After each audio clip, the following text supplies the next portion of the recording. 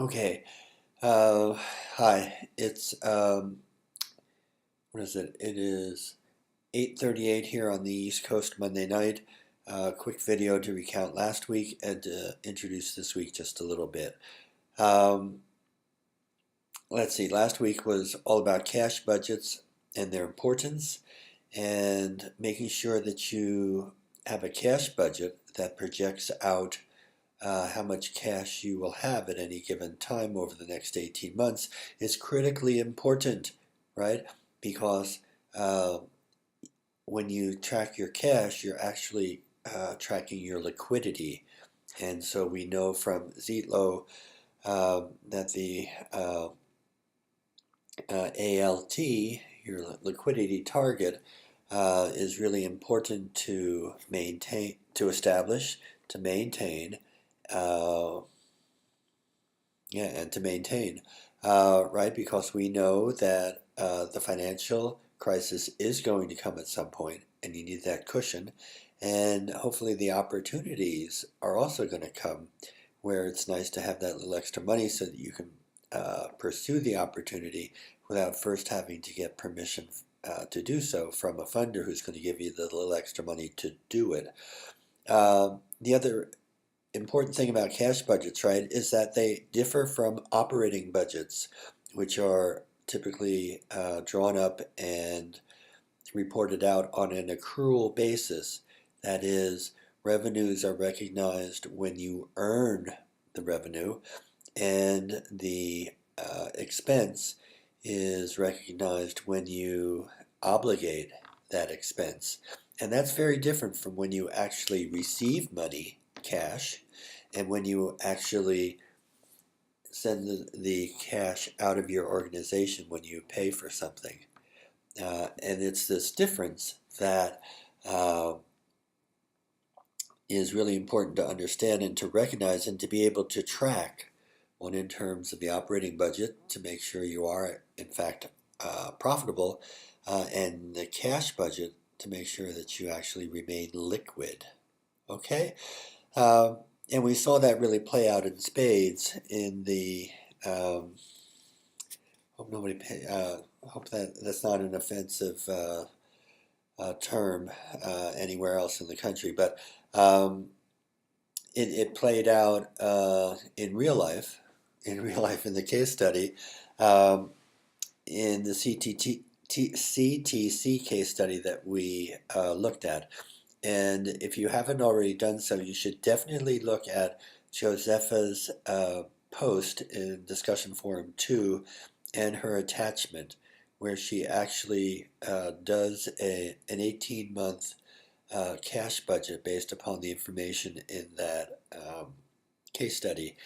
And what she finds out very quickly is that there is a perpetual cash flow problem there of about $250,000. And it's this $250,000 then that Ron and his parent organization and everybody involved with CTC doesn't seem to understand. And that cash flow problem is created by um, the lag in payments uh, that CTC receives from the state and federal government, right? They had a little nice organization funded primarily from United Way, and everything was going great. But then what happened is that they said, oh, we can get this big contract from the federal government and the state government. Wouldn't that be great? We can do more mission, we can do more services, and we'll just be fabulous. But what they didn't think about was the fact that, gee, when I grow like that, when am I going to get paid by the government for the expenses that I incur? And essentially, um, what we read, I think this is at the top of page 297. I don't have the book with me. Uh, but there's one paragraph at the top of one of the pages, uh, and it says that the federal government lags, what, like 3 months, and the state government lags 1 or 2 months. And so you know right away that uh, for the federal government, if it lags 3 months, then 1/4 of the total amount is always being lagged, right? And for the state, it's 1 or 2 months, then 1 or 2 twelfths of the full year's contract is going to be lagged. And if you add those two numbers together in a very rough estimate, you come up with the $250,000 that Josepha came up with when she did a more detailed analysis. The one thing Josepha didn't do, and I want to make sure that everybody knows this isn't a criticism because she did a fabulous job, but the case study also says that at the end of the year, the last payment is lagged another month or two more than the usual 3 month lag of the federal government.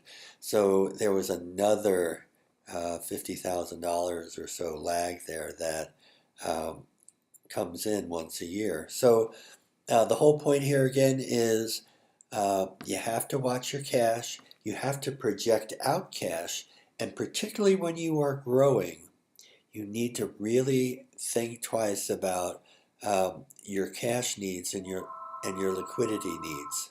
Okay, and that relates then to this coming week, and and sorry there, that's my son calling from California. I'll call him back later. Um, let's see. Sorry. Uh, oh, this week's supplemental readings, linking money to mission.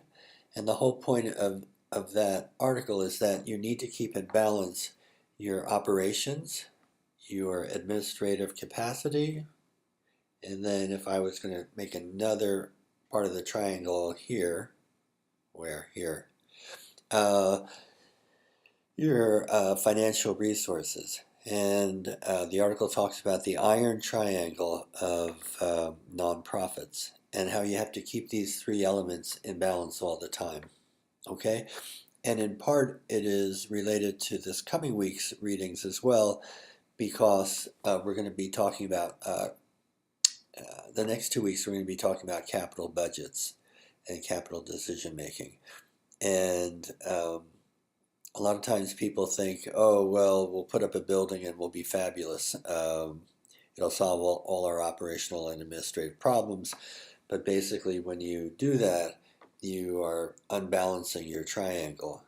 And that's sort of what the article is about. Okay? The other main thing I'll just say about this first week's capital budget exploration is simply that you can't, capital decisions are for keeps, right? In other words, if you make a mistake and make it a capital investment that is the wrong one, or turns out that the underlying assumptions you assumed when you made the decision to make a capital investment, those go away, or they turn out to be false, then you're really Ooh, you're really in trouble. You're up the stream without a paddle, right? Because you can't kind of buy your way out of the capital investment in a new building, right? You basically have committed all this money. You make a big time gamble. At the time you made the decision, you knew it was maybe a gamble, but you thought, oh, all these things are going to fall into place and it's going to work out just fine. You have to really be clear when you make a capital decision, because they're very, very hard to reverse, okay? And they involve big money. So whenever you go into a capital,